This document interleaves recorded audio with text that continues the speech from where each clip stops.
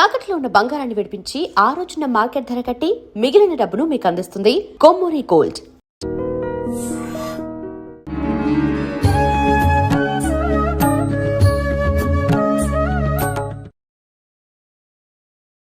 నమస్కారం, welcome to I dream. ధర్మ మార్గం విత్ విజిత కార్యక్రమానికి స్వాగతం. ప్రస్తుతం మనతో పాటు ఉన్నారు సంత్ సదానందగిరి బాబాజీ.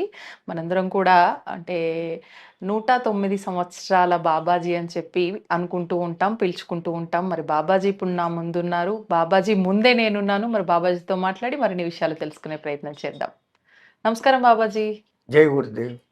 బాబాజీ, కొన్ని సార్లు నిద్రలో కలలు వస్తూ ఉంటాయి, చాలా ఎక్కువగా. కొన్నిసార్లు పిచ్చి కలలు, పీడ కలలు, కొన్నిసార్లు స్వామివారే కల్లోకి వచ్చినట్లుగా, ముఖ్యంగా శివుడు కలలోకి వచ్చినట్టుగా అనిపిస్తూ ఉంటుంది. అంటే కొంతమంది ఆ వచ్చిన టైంని బట్టి, వచ్చిన ఆ విధానం, కలలో ఏమొచ్చిందో దాన్ని బట్టి నెక్స్ట్ మనకి ఎలా ఉండబోతుంది అనేది కూడా డిసైడ్ చేసుకుంటారు. అసలు నిజంగా స్వామి కల్లో వస్తే ఏం జరుగుతుంది? మన సనాతన ధర్మంలో మన పూర్వీకులు ఎంత గొప్పవాళ్ళు అంటే, కళల శాస్త్రం అనేది ఒకటి రాశారు. ఏ కళలు ఏ సమయంలో వస్తే వాటి ఫలితాలు ఏమి, ఎన్నాళ్లలో వాటి ఫలితాలు కలుగుతాయి, ఇక్కడ కలగనిన టయానికి ఈ మధ్య గ్యాప్కు టైంకు కళలకు పాములు కనపడతాయి ఏంటి, కుక్కలు కనపడతాయి ఏంటి, జంతువులు కనపడతాయి ఏంటి, పగవాళ్ళు కనపడతాయి ఏంటి, మంచి ప్రేమికులు కనపడతాయి ఏంటి, అంటే ఇష్టపడే వాళ్ళు కనపడతాయి ఏంటి, వాటి వాటి ఫలితాలు ఏంటి అనేసి కళల శాస్త్రం ఒకటి చెప్పింది. సిగ్మండ్ ఫ్రాయిడ్ అనేవాడు కూడా ఆ కళల గురించి పెద్దగా ప్రయోగాలు చేశాడు. ఫ్రాయిడ్ కళలు 90% ఎందుకు వస్తాయి అంటే, ఈ మనస్సు ఆడిచ్చే ఆటలన్నీ మైండ్లో రికార్డ్ అయిపోతూ ఉంటాయి. పగలు మీరు బస్సులో పోతూ ఉంటారు, మీ ముందు సీట్లో ఎవరో ఇద్దరు ఏదో ఒక విషయం మాట్లాడుకుంటూ ఉంటారు. మీకు ఆ విషయంకు సంబంధం లేదు, కానీ ఈ చెవులు వినేసాయి. వినంగానే లోపల పోయి రికార్డ్ అయిపోయినాయి. మీకు తెలియకుండానే రాత్రి ఆ రికార్డు మళ్ళీ ఆన్ అయిపోతుంది. మీకు తెలియని ప్రదేశానికి మీరు అక్కడికి, ఇప్పుడు వాళ్ళు చెప్పారు ఆ ప్రదేశానికి మీరు వెళ్ళిపోతారు కలలో. అదే సూక్ష్మ శరీర యానం అంటే. ఇంకోటి కళల్లో ఈ నిద్రాస్థితిలో మానవుడు సూక్ష్మ శరీర ప్రయాణం చేసేస్తున్నాడు తనకు తెలియకుండా. సాధనతో దాన్ని పెంచుకునేది వేరే విధానం. ఇప్పుడు సబ్జెక్ట్ కళలది కాబట్టి సూక్ష్మ శరీర యానం గురించి మనం అక్కర్లేదు. కళలు అంటే 90% ఈ సూక్ష్మ శరీరం చేసే ప్రయాణాలు. వీటిలో మంచి చెడు మన ఆలోచనలు ఏమున్నాయో వాటికి తగినట్లే రిఫ్లెక్టేషన్గా 90% వస్తాయి. ఒక మానవుడు 6 గంటలు నిద్రపోతున్నాడు అంటే ఇంచుమించు 5 గంటల సేపు వాడిది కలత నిద్ర, కలల నిద్ర. 5 గంటలు సౌండ్ స్లీప్ అనేది సుషుప్తి అవస్థ అంటారు మనోళ్ళు. ఎంత ఆలోచించి జాగృత అవస్థ, నిద్రావస్థ, సుషుప్తి అవస్థ, తురీయం అని 4గా మార్చారు. తురీయం అంటే వీటన్నిటికీ సాక్షిభూతంగా ఉండే ఆత్మస్వరూపం. ఆ సుషుప్తిలో తాను ఆత్మస్వరూపుడిగా మిగిలిపోతాడు. అక్కడ మనస్సు లేదు, ఇంద్రియాలు లేవు. ఇంద్రియాలు ఎలాగూ లేవు నిద్రపోయినప్పుడే. ఏదీ లేని స్థితిలో తానుగా ఉండిపోయి రమించే స్థితిని సుషుప్తి అంటాం. కానీ ఆ సుషుప్తిలో పొందిన ఆనందాన్ని మానవుడు బయటికి పొద్దున లేసి I had a very sound sleep, నేను చాలా బాగా నిద్రపోయాను అంటాడు. ఈడేమో పడుకొని ఉండడు, ఈయన్ని దాటుకొని ఇంకోటి పోతే కూడా తెలియదే. అటువంటిది ఈయనకి మళ్ళా ఈ అనుభూతి ఎట్లా కలిగింది? ఈ అనుభూతి చెందుతున్నవాడు ఎవడు? లోపల ఉన్నటువంటి ఆ తురీయ బ్రహ్మ ఆత్మ. తాను ఎప్పుడు ఆ నిజస్థితిలో ఉండాలంటుంది. కానీ ఎప్పుడైతే మనిషి నిద్రలో నుంచి మెలకువకొస్తాడో మనసు మేలుకుంటుంది. ఇంకా ఆ మనసు చూసిన కళ్ళు, వింటున్న చెవులు, చూస్తున్న వాసనలు, చూస్తున్న రుచులు, స్పర్శలు, వీటి ప్రపంచంలో పడిపోయి మునిగిపోయి వీడిని పాడు చేస్తాం. వీటన్నిటి రికార్డింగులు 90% వస్తుంటాయి. ఇట్లా కాకుండా సూచనాత్మకమైన కళలు వస్తూ ఉంటాయి. బ్రహ్మముహూర్త సమయంలో వచ్చే కళ తొందరగా ఫలించే ఫలితాలు ఇస్తుంది. అంటే అది పాజిటివ్ వచ్చినా నెగిటివ్ వచ్చినా జరుగుతుంది ఫలితాలు అలాగనే ఉంటాయి.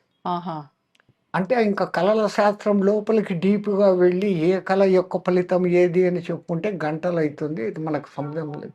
మీరన్నట్టుగా నెగెటివ్ కళలు, పాజిటివ్ కళలు ఆ! ఏవైనా గానీ తొందరగా ఫలితాలనిస్తుంది. హుహు. అందుకే మన పూర్వీకులు ఏం చెప్తారు, చెడ్డ కళ వచ్చిందంటే లేసి కాళ్ళు కడుక్కొని మళ్ళీ పడుకో అంటారు. అవును. మంచి కళ వస్తే తలరా స్నానం చేసి ఇంకా నిద్రపోవద్దు అంటారు. హ్మ్. అంటే ఆ కళ తొందరగా ఫలించాల. మంచి కళ వస్తే హ్మ్. 3:30, పడుకోవద్దు. 4 గంటల టైంలో వచ్చింది, మెలకు వచ్చింది, చూశారు. కళ మంచిది అని మీకు అనిపిస్తే వెళ్లి స్నానం చేసి ఇంకా మళ్ళీ పడుకోకూడదు. ఆ!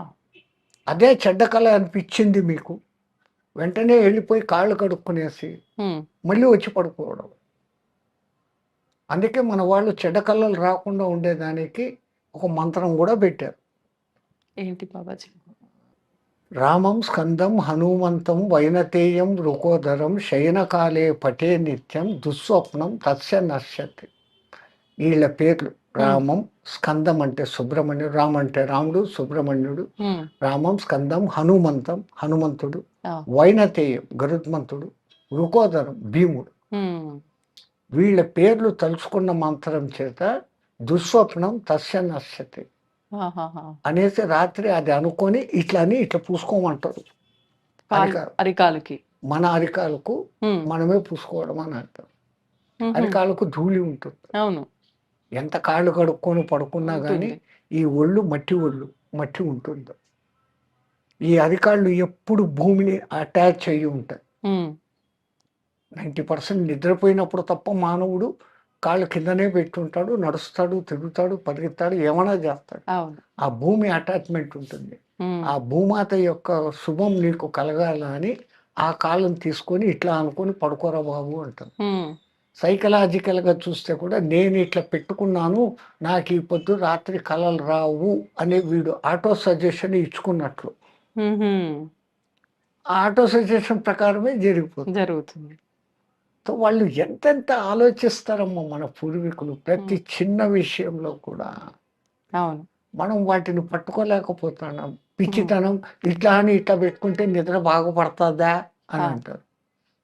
ఓకే. ఓకే. నీలో కాన్ఫిడెన్స్ పెరిగిపోయింది. ఇట్లా హ్మ్. పెట్టుకుంటే నాకేమో అయిపోయింది అన్న అయిపోయింది. ఒక కాన్ఫిడెన్స్ వచ్చేసింది. ఆ కాన్ఫిడెన్సే మిమ్మల్ని ముందుకు తీసుకెళ్తుంది. సౌండ్ స్లీప్ వచ్చేస్తుంది. అన్నీ వచ్చేస్తాయి. హ్మ్. హ్మ్. అదట్లా. మరిప్పుడు మీరన్నట్టు శివుడే కలలో వస్తే మనకేదైనా ఇండికేషన్ ఇస్తున్నాడు అనుకోవాలా? లేకపోతే మనం ఎలా మనకాయన దర్శన భాగ్యం కలిగిందనుకోవాలా? అదృష్టం కదా! పరమాత్ముడు కళ్ళకు కనపడడం అది విష్ణువు, నారాయణుడో, హరియో ఎవరో ఒకళ్ళు. హ్మ్. ఆ దివ్యమంగళ రూపము ఆ రూపంగా అన్నా కళల్లో అయినా కనపడగలగడం ఎంత పుణ్యవంతమైన విషయం. హ్మ్. అనవసరంగా భయపడిపోయి మీరు శివుడు శ్మశానవాసి ఆ! వాడు కనపడినాడంటే ఈడు తొందరగా వెళ్ళిపోతాడు ఇంకా అనుకోని పిలిచేదానికొచ్చాడు. ఆ! ఇయన్నీ పిచ్చి భ్రమలు కలిగిస్తారు. అంతే. భ్రమ మాత్రమే. వాస్తవం కాదు. ఎక్కడికెక్కడికి నువ్వు ఏమేమి చేసినా ఆఖరికి రావాల్సిన చోటు ఇదిరా అని నీకు గుర్తు చేసేదానికి ఆయనకు శ్మశానవాసి అనే పేరే గాని, ఆయన అంత ఏం లేనివాడు కాదు. సర్వైశ్వర్య సంపన్నుడు, సకల ఐశ్వర్య ప్రదాత. హ్మ్. మరి ఆ దివ్యమంగళ రూపము మెడలో పాముతో, త్రిశూలముతో, 3 కండ్లతో, పైన శిఖలో గంగతో ఆ మహానుభావుడి దర్శనమైతే ఇంక దానికి మించిన భాగ్యం ఏంటి? అవును. నమస్కారం అండి. శుభమస్తు తల్లి దివ్య స్వరూపులందరికీ. భగవంతుడి విషయానికొస్తే అమ్మ మనం ఏది మాట్లాడినా భగవంతుడు, దైవం, దైవం, దైవం అని మాట్లాడుతూ ఉంటాము. అన్నిటిని నడిపించేదే దైవం, శక్తి. శక్తి.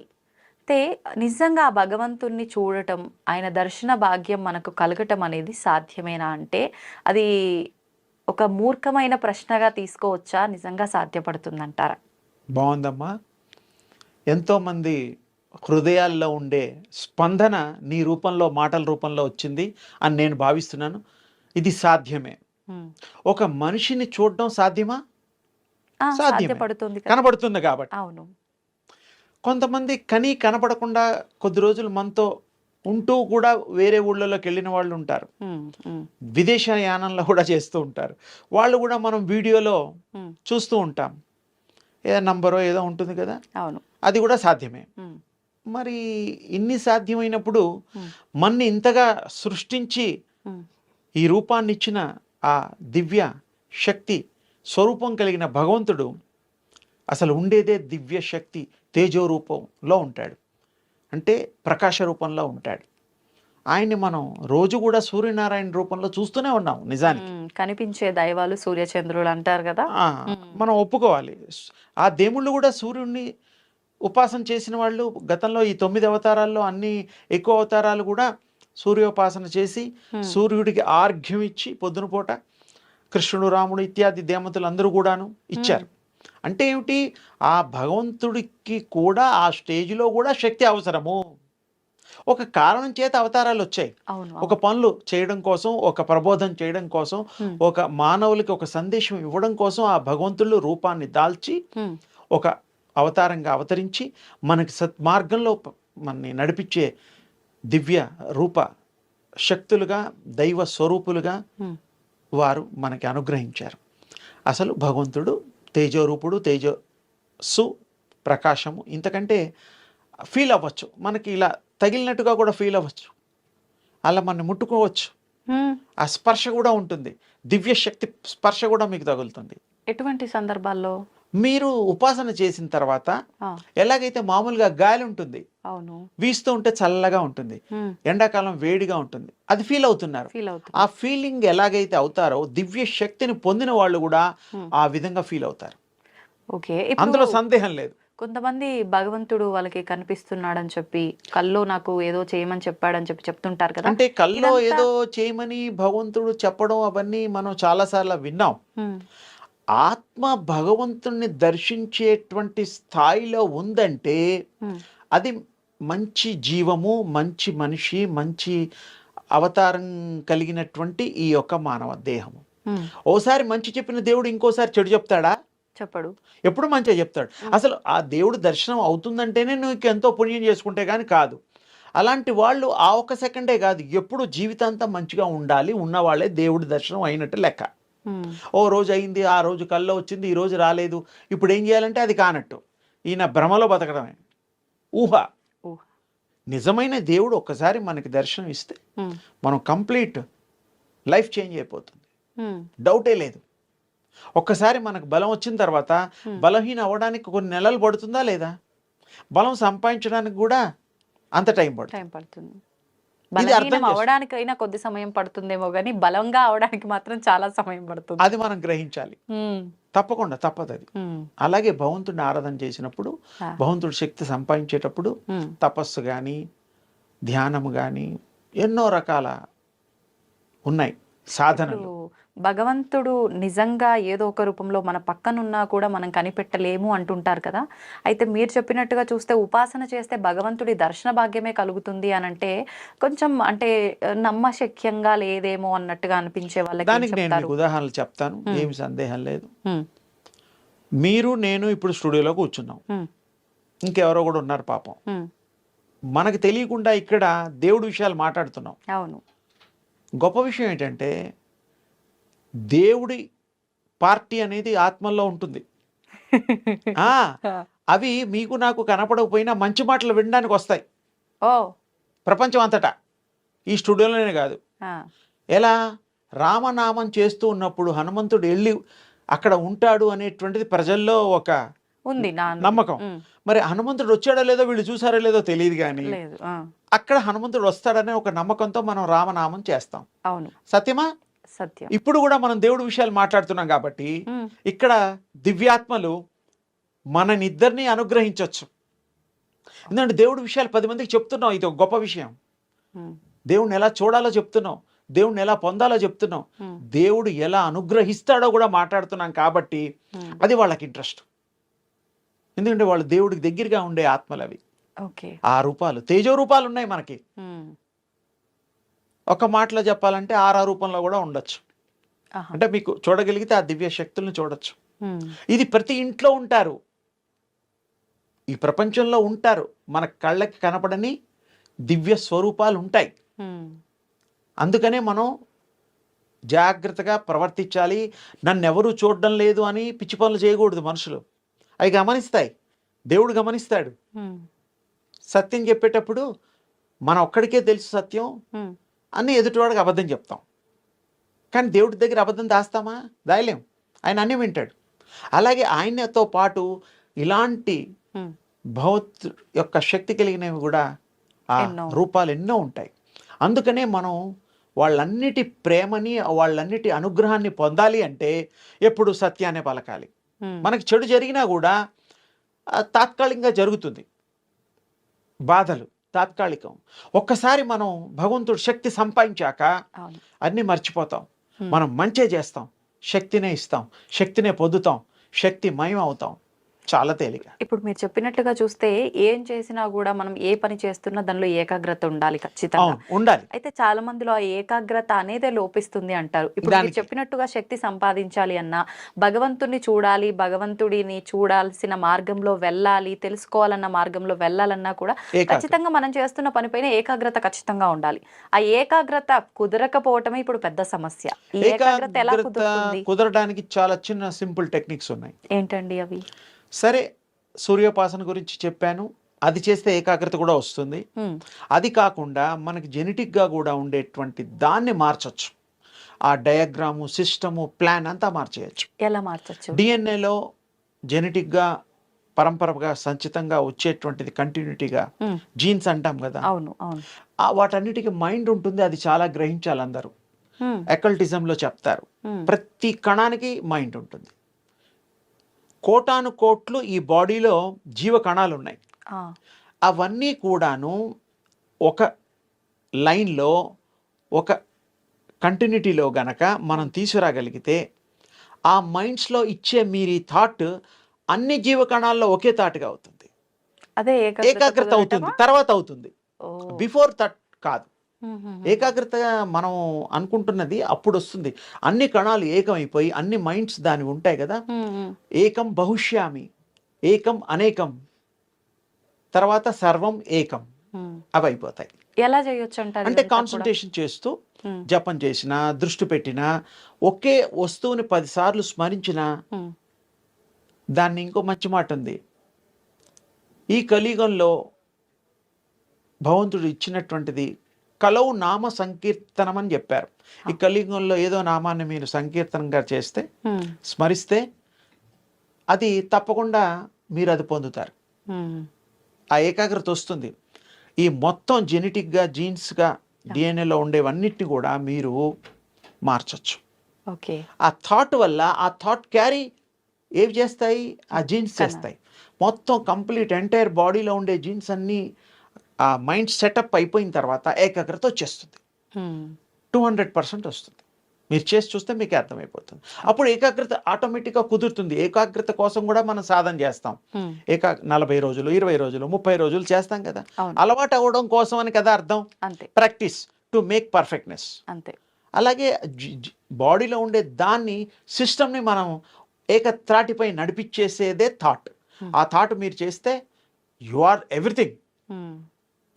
యు 100% మీకు ఆ దివ్య శక్తి వచ్చేస్తుంది. ఏకాగ్రత పొందడానికి కావలసిన శక్తి మొదలొస్తుంది, తర్వాత దివ్య శక్తి వస్తుంది. అవి కూడా లేయర్స్ ఉంటాయి, 1 by 1. ఇవన్నీ సాధ్యమే. ఇవన్నీ ప్రాక్టీస్ చేస్తే మీకు రానిదంటూ లేదు. మానవుడు మహనీయుడవుతాడు, మహనీయుడు దేవుడు అవుతాడు, దేవుడు ఆదిపరాశక్తి అవుతాడు. అంటే అంతటా వ్యాపింత చేసేటువంటి శక్తి. ఆది అంటే మొదలు, పర అంటే కంప్లీట్ వరల్డ్లో ఎక్కడ ఖాళీ లేకుండా ఉండగలిగే శక్తి, వ్యాప్తి చెందే శక్తి మయం అన్నమాట. ఓకే. చాలా తేలిగ్గా చెప్పాను మీకు. మీరు తేలిగ్గా చెప్పారు, కానీ ఇదంతా చేయడం అంటే కష్టంతో కూడుకున్నదే. అమ్మ, కూర్చోవడం కూడా కష్టమా? పడుకొని కూడా ఏకాగ్రత చేయొచ్చు. ఈవెన్ రేపు మా జనరేషన్ వాళ్ళు కూర్చోవడం, కింద కూర్చోవడం అంటేనే పెద్ద పోనీ ఒక పని చేయండి, కంఫర్టబుల్ సోఫాలో కూర్చోమనండి, లేకపోతే బెడ్ మీద పడుకోమనండి, తరగడా పెట్టుకోమనండి, హాయిగా పడుకొని. బాడీకి ఆసనాలు వేస్తే ఇబ్బంది, కానీ మనసుకి ఆసనాన్ని, మనసుకి సీట్ ఏమీ లేదు, థాట్ ఓన్లీ సీట్. భలే చెప్తారండి మీరు. పడుకుని కూడా చేయమంటారు. పడుకున్న తర్వాత మేము నిద్ర వస్తుందంటారా? శుభ్రంగా గురకలు పెడతాం. కానీ అంటే ఆ ఇంట్రెస్ట్ ఉన్నప్పుడు పడుకున్నప్పుడు కూడా చేయొచ్చు. అంటే బాడీ పెయిన్స్ ఉంటాయి కొంతమందికి, మోకాళ్ళ నొప్పులు ఉంటాయి, రకరకాల ఇబ్బందులు ఉన్నాయి. బాసం పెట్టి కూర్చోమంటే మోకాళ్ళు అవుతాయి, నిట్టు నీరావుగా కూర్చుంటే వీపులో. ఇవన్నీ ఎందుకు వచ్చింది గొడవ? మనసుకి ఆ శిక్షణ లేదు. మనసుకి ప్రశాంతత కావాలి, పీస్ ఆఫ్ మైండ్ కావాలి, టెన్షన్ ఉండకూడదు, ప్రెషర్ ఉండకూడదు. ప్రెషర్ లేనిది హాయిగా బెడ్ మీద పడుకోండి, శవాసనం వేసుకోండి. శవం కారు గ్యారంటీ. నేనైతే తమాషా కన్నా కానీ నిజంగా అలా ఫీల్ అయ్యే వాళ్ళు కూడా ఉన్నారు, వాళ్ళకు ఉపయోగపడుతుందని నేను అంటే అడిగాను. నేను అనేది ఏంటంటే మీరు ఎలా అడిగినా మంచి చెప్పడం కోసం, మంచికి ఒక రూపం ఇవ్వడం కోసం మీ ప్రయత్నంలో దాంట్లో సత్యం ఉంది, నిజాయితీ ఉంది, ఆ ప్రజెంటేషన్లో మహత్యాన్ని అందరికీ చెప్పాలనేటువంటి ఉత్సుకత ఉంది. అందుకనే నేను చెప్పడానికి అలా చెప్పాను. థ్యాంక్ యూ అండి, అమ్మ. థ్యాంక్ యూ, ధన్యవాదాలు. అమ్మ శుభం తల్లి.